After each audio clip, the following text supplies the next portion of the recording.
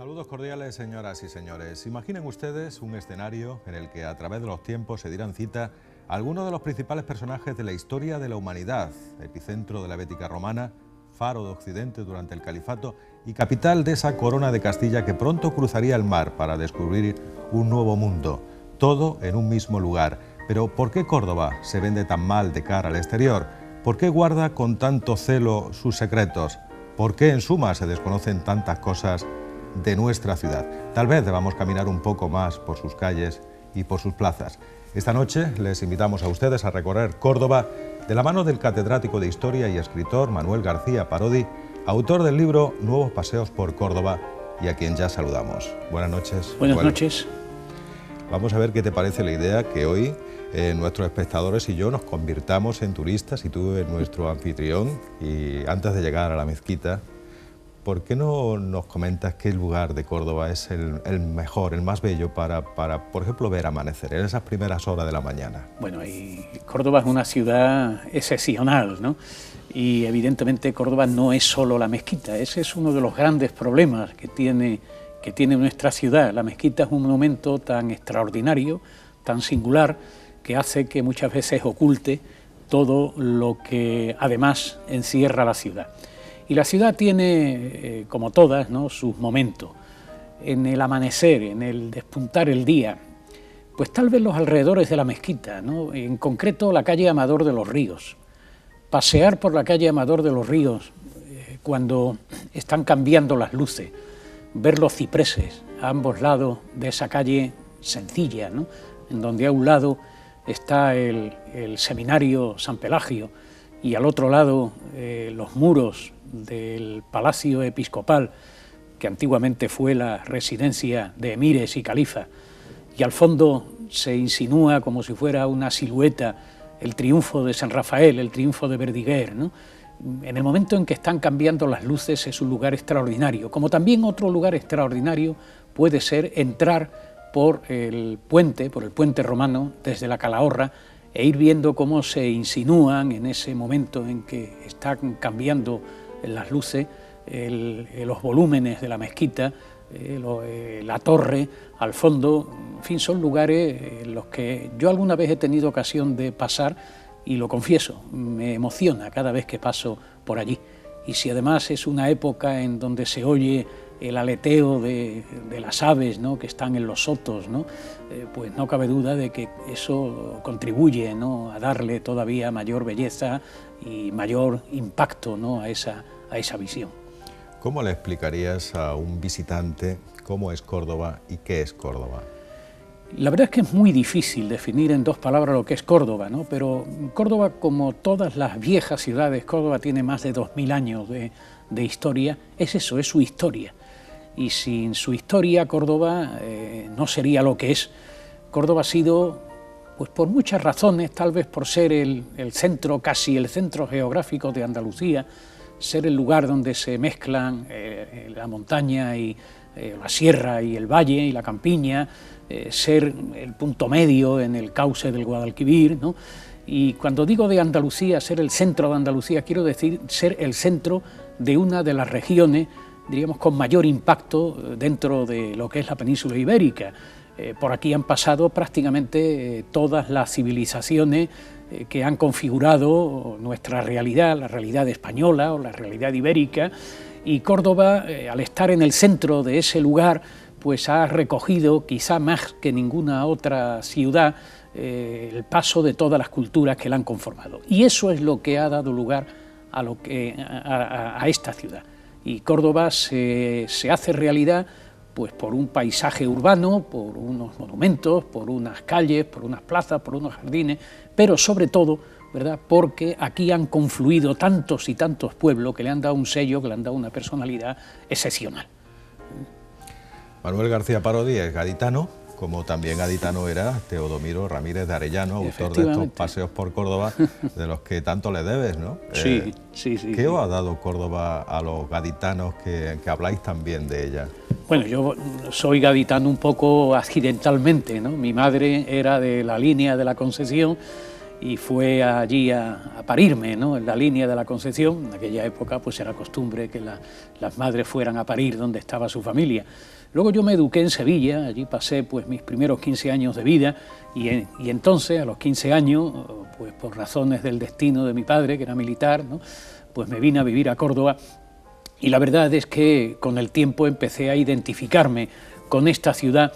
Y yo creo que eso es algo que le pasa no a los gaditanos, ¿no?, ni a otros andaluces, sino a mucha gente. Córdoba es una ciudad que termina atrayendo, que termina metiéndola a una dentro. Es más, mi padre mismo era sevillano, ¿no?, y sevillano del barrio de Santa Cruz. Y sin embargo se sintió tan identificado con Córdoba que aunque luego tuvo oportunidad de regresar a Sevilla o de marcharse a otros lugares, aquí terminó y aquí murió, ¿no? En definitiva, Córdoba es una ciudad que tiene un atractivo enorme por muchas razones, ya olvidándonos incluso de ese sustrato histórico que a los que nos dedicamos a la historia nos subyuga, sino también porque Córdoba es una ciudad media, es una ciudad de tipo medio, es una ciudad en la que uno puede ir andando prácticamente a cualquier parte, cosa que, por ejemplo, no ocurre en las macrociudades, ¿no? Y evidentemente esto hace que Córdoba tenga un atractivo, diríamos, de poseer muchos de los recursos que tiene una gran ciudad, pero ninguno de los inconvenientes de una gran ciudad. Entonces es una de esas ciudades acogedoras y luego es una ciudad de una extraordinaria belleza, ¿no? Cuántas veces no he hablado con personas que vienen a visitarnos de fuera de España y tal vez Córdoba sea la ciudad que más les impacte. Tal vez sea la ciudad que más le llene, ¿no?, porque los que vienen de fuera saben captar, ¿no?, muchas veces mejor que nosotros mismos las esencias de esta ciudad. ¿Y qué le pasa a Córdoba, Manuel, que habla tan poco de sí misma? Pues ahí en el libro digo algo, ¿no? Digo que Córdoba es una ciudad que calla, aquello de que dijeron de Córdoba callada, ¿no?, y demás, pues parece que es verdad. Yo no sé si eso es por dejadez, ¿no?, o por abandono, o por la razón que no acierto todavía a entender, ¿no?, por ese mal llamado senequismo, ¿no? El senequismo evidentemente no es el ser apático, ¿no?, el senequismo es otra actitud vital, ¿no? Pero lo cierto y verdad es que Córdoba no sabe vender, empleando lenguajes no mercantiles, todo lo que posee, todo lo que tiene, y es mucho, y todo lo que ha sido. Quizá los cordobeses sepamos que Córdoba fue el centro de Al-Ándalus, porque bueno, eso es imposible de obviar, ¿no?, pero ignoramos muchas otras cosas que aquí han ocurrido, ignoramos la vinculación que han tenido con Córdoba determinados personajes, ignoramos también la existencia de muchos de sus hijos y de muchos acontecimientos que no solamente fueron importantes para la vida de esta ciudad, sino acontecimientos que tuvieron trascendencia, más allá de Córdoba, incluso a nivel de historia universal. Y, en fin, un poco por dejadez, un poco por apatía. También es verdad que Córdoba a veces no ha tenido los responsables públicos más adecuados para poder saber vender bien ese producto, y con ello no quiero señalar a ningún momento ni a ningún gobernante concreto, ¿no?, pero también en Córdoba yo le he echado de menos, y bueno, lo que yo más conozco de Córdoba, ¿no?, que es la Córdoba contemporánea, la Córdoba de los siglos XIX y XX, yo he faltado de menos el que hubiera habido líderes políticos importantes que se hubieran dedicado más a su ciudad, o que en lugar de haber utilizado, se hubieran dedicado más a la ciudad y no haber utilizado la ciudad muchas veces como trampolín, ¿no?, para escalar puestos importantes a escala nacional, lo cual es absolutamente legítimo, pero si con esto lo que está es perdiendo, ¿no?, el horizonte local, pues no cabe duda que no han hecho un buen servicio a la ciudadanía. También es verdad que la propia estructura social de Córdoba ha contribuido mucho a esa dejadez, ¿no?, ese abandono, a esa apatía, ¿no?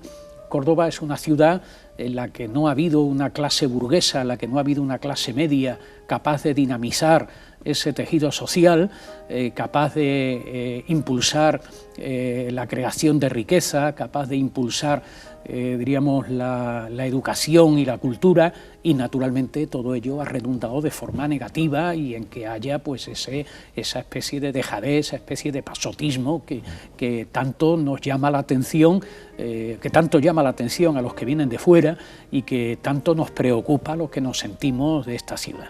Bueno, para demostrar a nuestros espectadores que no se exagera cuando se habla de dejadez social e institucional, incluso vamos a poner algunos ejemplos de personajes que han pasado por Córdoba. Por ejemplo, Cristóbal Colón. ¿Qué vinculación tenía Colón con Córdoba y qué reflejo de esa vinculación queda? Muchísima. Vamos a ver, Cristóbal Colón viene a Córdoba por una razón. Cristóbal Colón quería vender una idea, necesitaba, digamos, unos promotores, unas personas que hicieran realidad el proyecto de unas nuevas rutas de navegación hacia las Indias, y él va a buscar ayuda en las cortes en donde se le puede ayudar. Y cuando él acude a Castilla, acude a lo que en ese momento es la capital de facto de la Corona de Castilla, que es Córdoba.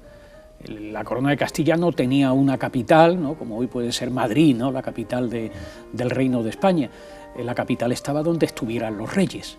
Los reyes católicos en ese momento residían en Córdoba, pasaban largas temporadas en Córdoba, porque desde Córdoba ellos estaban dirigiendo la Guerra de Granada. Y es por ello por lo que Colón acude aquí a esta ciudad a buscar una entrevista con los reyes católicos.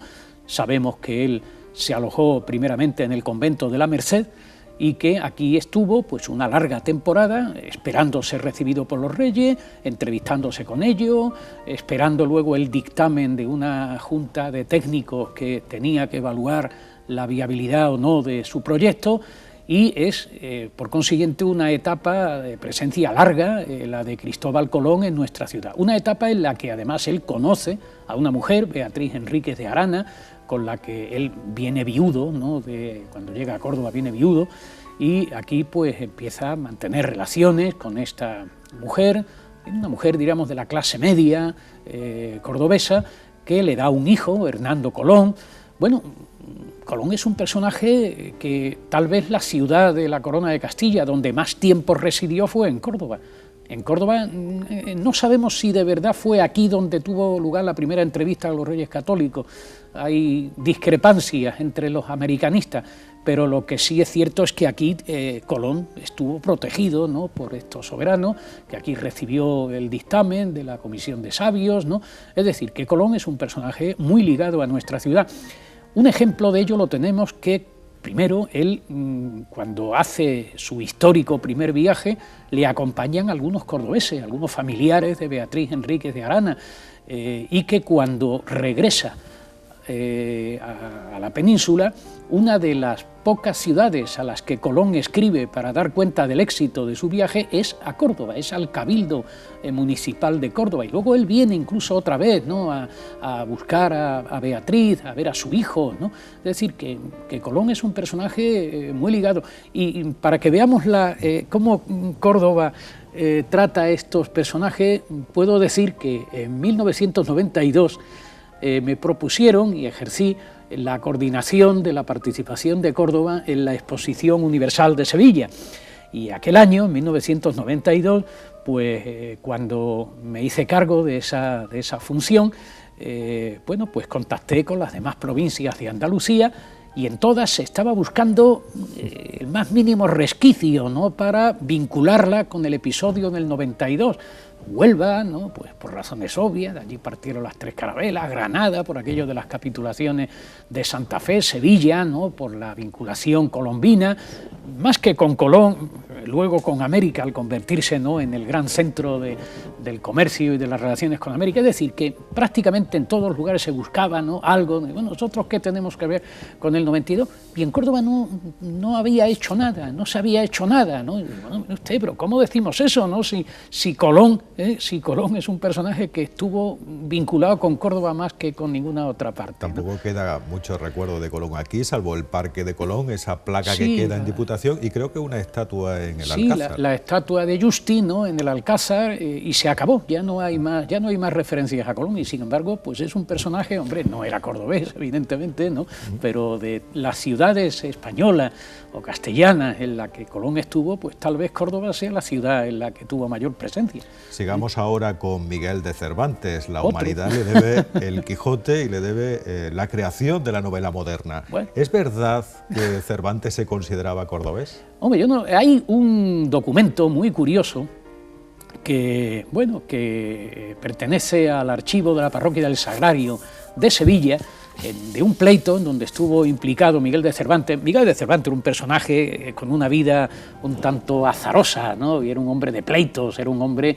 que hoy casi le diríamos proclive, ¿no?, al mundo ese de las corruptelas, ¿no?, y demás, independientemente de que luego como escritor sea una persona verdaderamente excepcional, ¿no? Pues en ese documento, en ese pleito, en donde él tiene que decir la verdad, ¿no?, ante los jueces, él afirmó haber nacido y haber sido bautizado en Córdoba. Y eso consta en un documento que hay en la parroquia del Sagrario. Bueno, vamos a pensar que Colón era alcalaíno, vamos a pensar que Colón era de Alcalá de Henares, y lo más probable es que él naciera... Cristóbal Colón. Miguel de Cervantes, ¿no?, que él naciera en Alcalá de Henares y que allí fuera bautizado. Pero lo que no es menos cierto es que sus ascendientes son cordobeses. Su linaje es cordobés, ¿verdad? Y que además él pasó aquí bastantes años, sobre todo años de su niñez y de su juventud, que aquí tal vez él aprendió a leer y a escribir. Bueno, el hecho de que en Córdoba aprendiera a leer y a escribir el príncipe de las letras españolas, el genio más grande de la literatura española de todos los tiempos, es ya para que sea un timbre de orgullo para nuestra ciudad. Y bueno, y hay más de una referencia y más de dos de Córdoba en la obra cervantina, vamos, no solo en el manteamiento de Sancho Panza, ¿no?, donde habla de los personajes de la Plaza del Potro, ¿no?, que intervinieron en el mantenimiento del escudero, sino que más de una vez y más de dos hay alusiones al mundo cordobés, mundo que él conocía perfectamente y que habla de las raíces cordobesa de este otro personaje, ¿no? Vamos hablando Colón por un lado, ¿no?, Miguel de Cervantes por otro, caramba, ¿no? Son dos personajes, estrellas, ¿no?, en la historia universal, cuidado, en la historia universal. Cuando paseabas por delante del templo romano de la calle Claudio Marcelo, que estuvo tanto tiempo enjaulado, sí, cuando los veías llenos de gatos, sí. ¿qué pensaba? Pues algo penoso, ¿no? Algo penoso. Yo tuve una gran alegría el día que se abrió, que se quitaron aquellas vallas. Me encontré a Moreno Calderón, ¿no?, Miguel Moreno Calderón, cerca de allí, le di un abrazo, ¿no?, le digo, mira, enhorabuena porque, bueno, gracias a este trabajo que se ha hecho, pues Córdoba ha recuperado un monumento que antes lo teníamos enjaulado, ¿no? Y es verdad, desgraciadamente ya estaba el libro en imprenta y la foto que aparece del templo romano es todavía con la jaula, ¿no?, que le envolvía.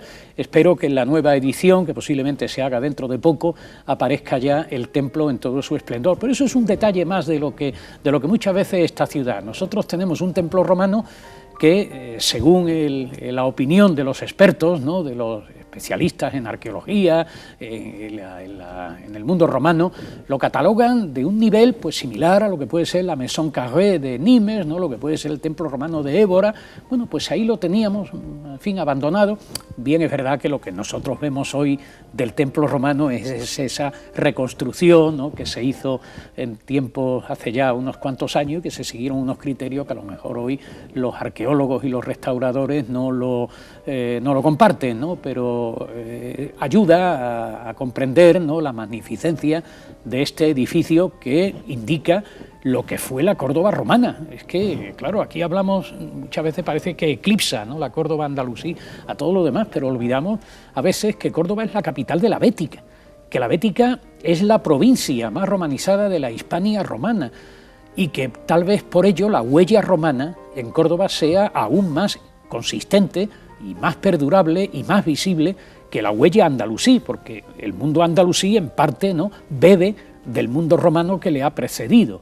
Y esto hace que Córdoba, yo muchas veces lo he dicho, ¿no? Para mí Córdoba es mucho más romana que otra cosa, tiene un deje romano verdaderamente grande, hasta en el trazado urbano, ¿no? Todavía se puede ver la decumana, el cardo, ¿no? En las arterias del casco antiguo de la ciudad, ¿no? Y esto hace que ese monumento, ¿no? El templo romano, que es un símbolo, ¿no? De lo que fue la colonia patricia, pues está bien que se haya, bueno, puesto en valor, ¿no? Que se haya puesto para que el ciudadano que pase por allí contemple, ¿no? Su grandeza, que en definitiva es la grandeza de la Córdoba romana.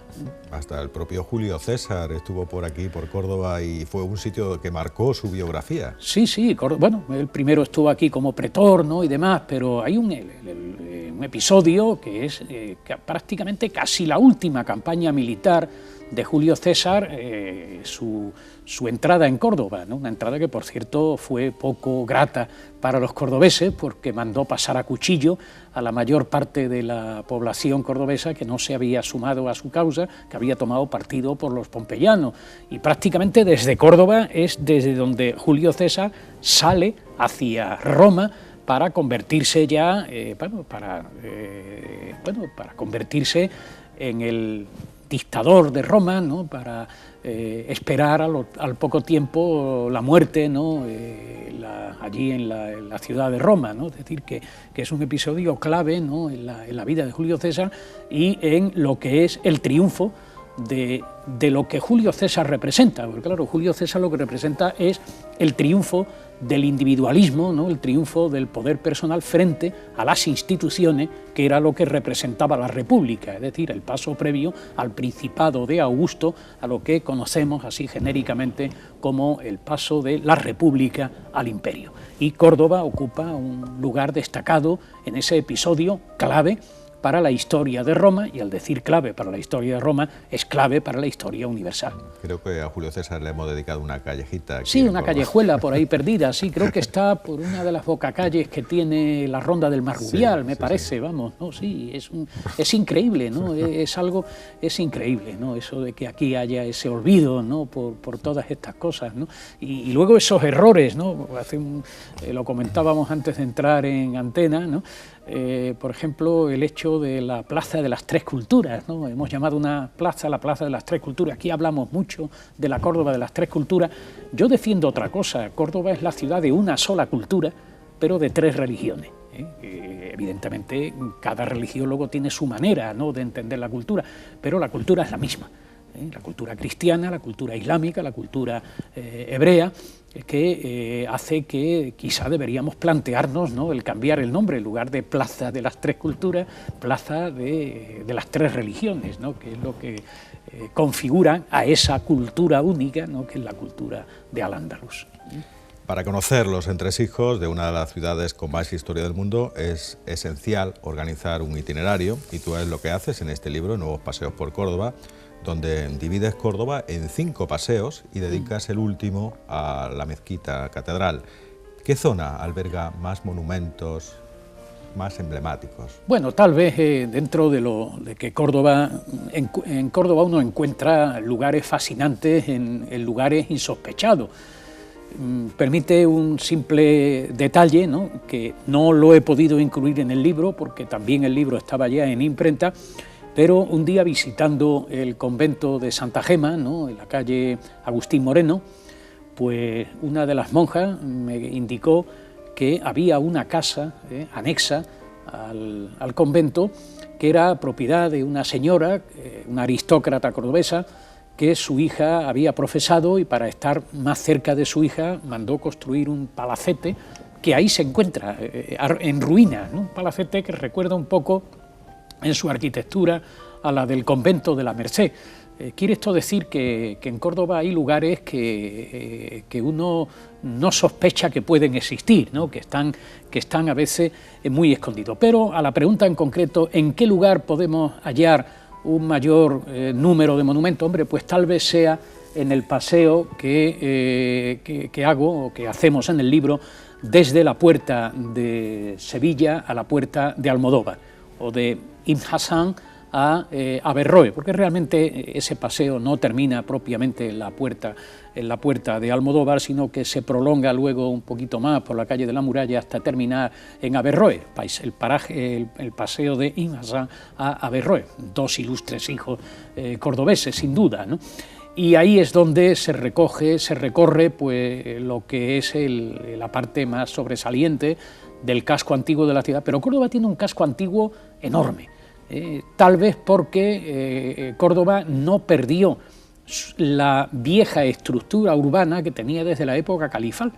O sea, por ejemplo, cuando llega Fernando III, ¿no?, y las huestes castellanos-leonesas a conquistar Córdoba, pues se encuentran una ciudad enorme, pero una ciudad que está vacía prácticamente, ¿no? Por ello la conquista fue una conquista relativamente sencilla, ¿no?, la que hace Fernando III, porque la estructura urbana de Córdoba no se ha modificado sustancialmente de la que había hace más de 1000 años.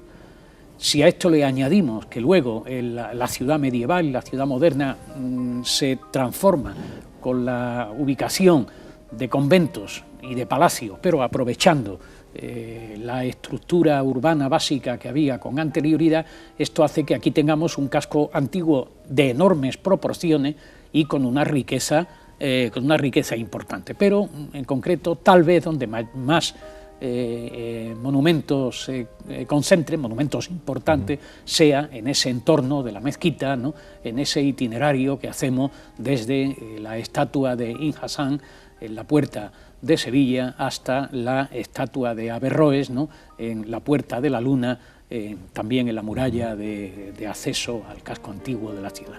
La mezquita catedral es un monumento tan importante que parece que eclipsa al resto de la ciudad.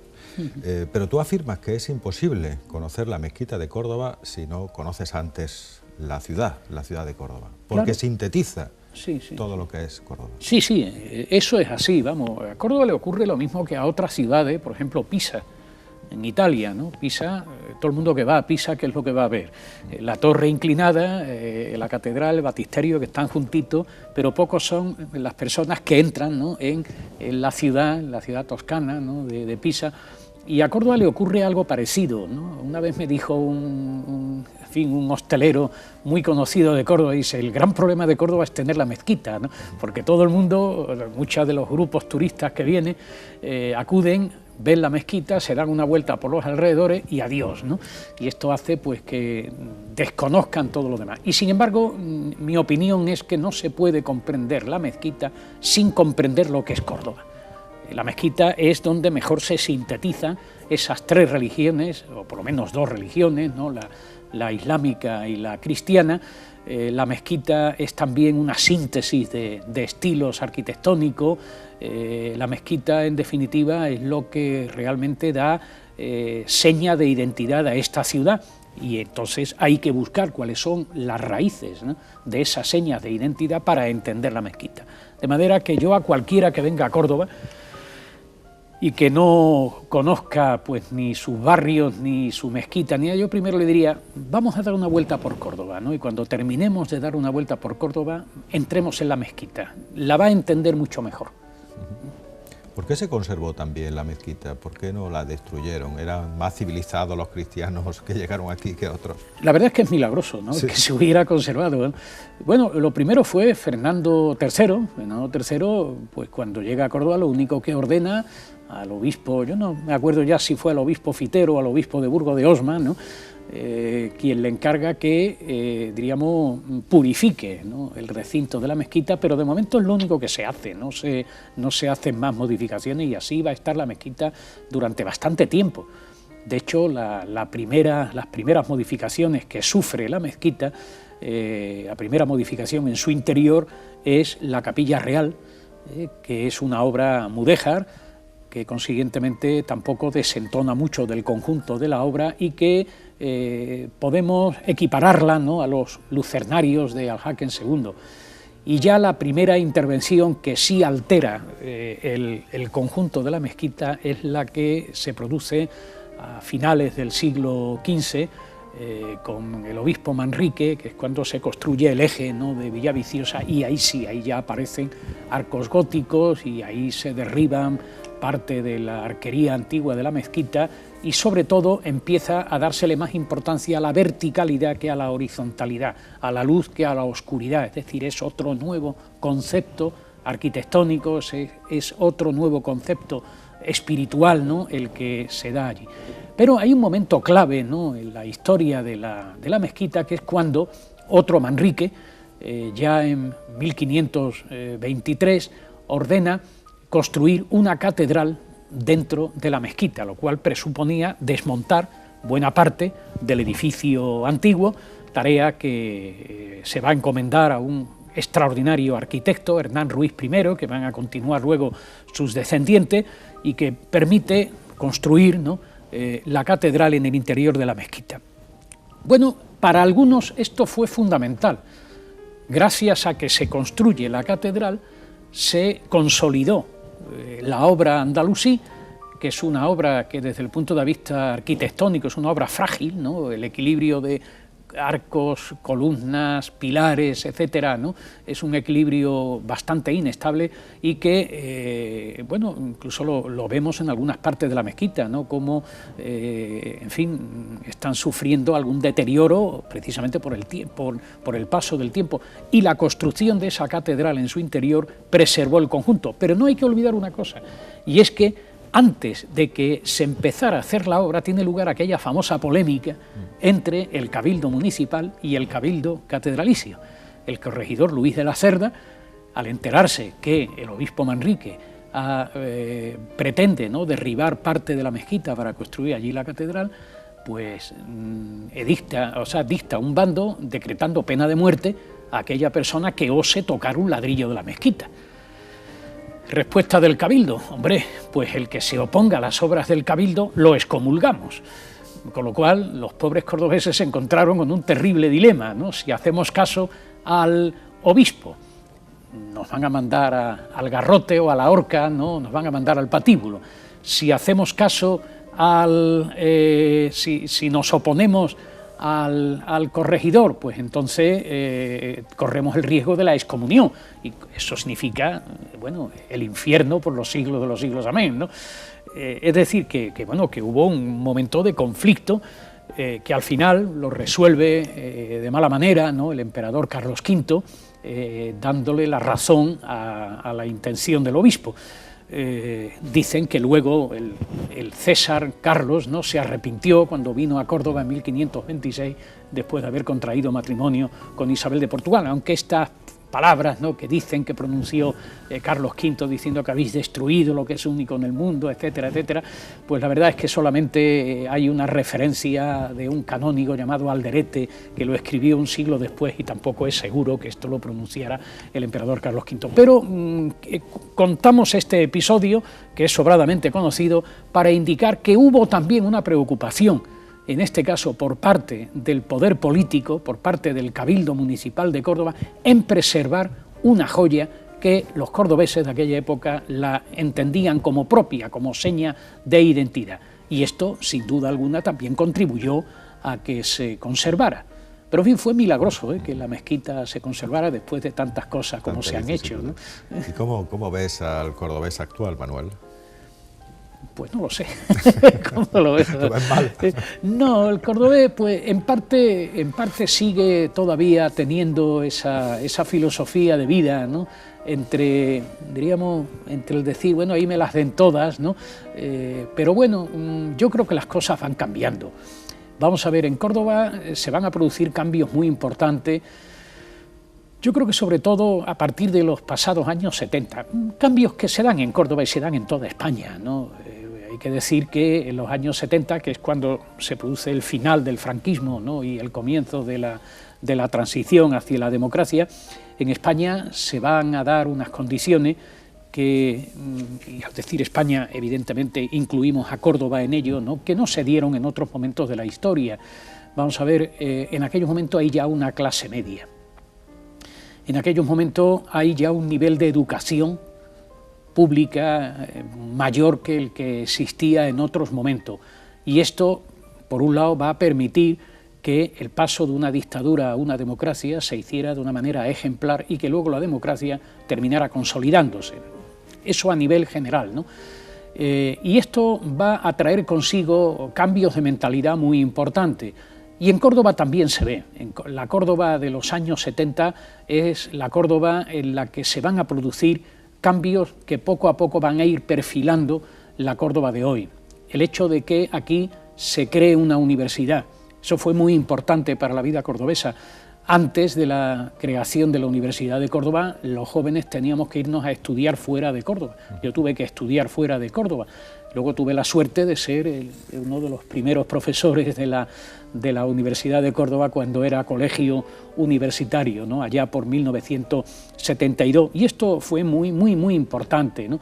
Luego el desarrollismo que se va a producir en estos años va a dar consigo la creación de esas clases medias urbanas que, aparte de mandar a los niños a los colegios, los niños ya podían ir a los colegios, cosa que, por ejemplo, en la Córdoba de principios de siglo no existía. Hay un informe que he recogido en algunas otras publicaciones del arquitecto Francisco Azorín Izquierdo, ¿no?, del año, si mal no recuerdo, 1919, en donde habla de cómo era el nivel de escolarización que había en Córdoba, y el testimonio es pavoroso.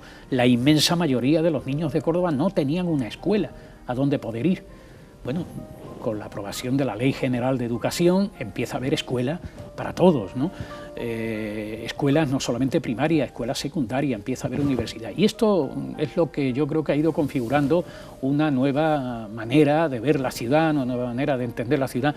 Y hoy en Córdoba hay creadores importantes, como lo ha habido en otras épocas, y sobre todo una conciencia ciudadana, una conciencia social mucho más poderosa que la que pudo existir en otros momentos. Aún conserva ese sustrato, ¿no?, diríamos, del mal llamado senequismo, ¿no?, pero Córdoba es una ciudad con una vida importante, con una vida atractiva. Hoy en Córdoba pues se puede ir a escuchar un concierto de una orquesta, cosa que hace unos cuantos años era impensable. En Córdoba hay una programación teatral que, en fin, con altibajos, ¿no?, pero permite que aquí puedan llegar, en fin, un teatro que antes solamente podíamos ir a verlo a Madrid o a Barcelona, como mucho. En fin, todavía le quedan muchas cosas por hacer. Tal vez fue un palo aquello de no recibir, ¿no?, el espaldarazo de ser la capitalidad cultural para el año 2016, pero yo creo que Córdoba debe de olvidarse, ¿no?, diríamos, de ese sentido pesimista, de ese sentido de decir, bueno, pues hay que ver las cosas tan malas que nos pasan y tener una visión más optimista de la vida, más emprendedora, porque Córdoba puede ser, y de hecho creo que intenta serlo, una ciudad referente para muchísimas cosas. Hay una palabra muy popular en Córdoba, que solamente la utilizamos nosotros, sales aquí y nadie te entiende, que es la palabra pego y pegolete. ¿Se conoce la procedencia del pego? El pego, bueno, yo tengo entendido que el pego es una aportación de los afrancesados, ¿no? Vamos a ver, en Córdoba hay algunos episodios de su historia que, por la razón que sea, han pasado un poco desapercibidos. Por ejemplo, la época la época de la Guerra de la Independencia, ¿no?, de ese sexenio tan importante para la historia de España entre 1808 y 1814, ¿no? Normalmente la inmensa mayoría de los libros de historia de Córdoba se habla de la presencia francesa, se habla de las barbaridades que hicieron los franceses cuando las tropas del general Dupont, ¿no?, entraron a saco en la ciudad, destruyeron todo lo que cayó en sus manos y se bebieron pues todo el vino que había en las tabernas. Pero se habla menos de cómo 2 años después, en 1810, pues cuando llega a Córdoba el rey José Bonaparte y con él diríamos los afrancesados, ¿no?, pues Córdoba durante poco más de 2 años va a vivir un periodo en el que se van a intentar hacer una serie de transformaciones en la ciudad de enorme calado. Y se habla menos, a lo mejor, de esa otra etapa en la que, por ejemplo, se hace un proyecto de navegabilidad del río Guadalquivir, se traza el famoso plano de los franceses, se suprime la Inquisición, se sacan los cementerios del centro de las ciudades y se construyen los de la periferia, se hacen los primeros jardines, es decir, que los afrancesados llevan a cabo una tarea muy importante. Se funda la Real Academia de Ciencias, Bellas Letras y Nobles Artes, ¿no? La funda el canónigo afrancesado Manuel María Arjona, y es un francés llamado Luis Pegau escrito, ¿no? Luis Pegau, el que es uno de los que viene, ¿no? con las tropas francesas, con la corte de José I, y él pretendió enseñar a los cordobeses los avances de la ciencia de su tiempo, y poco antes se había elevado un globo aerostático en París, ¿no? Y él pretendió hacer algo parecido aquí en Córdoba, en el Arenal, donde hoy ponen la feria.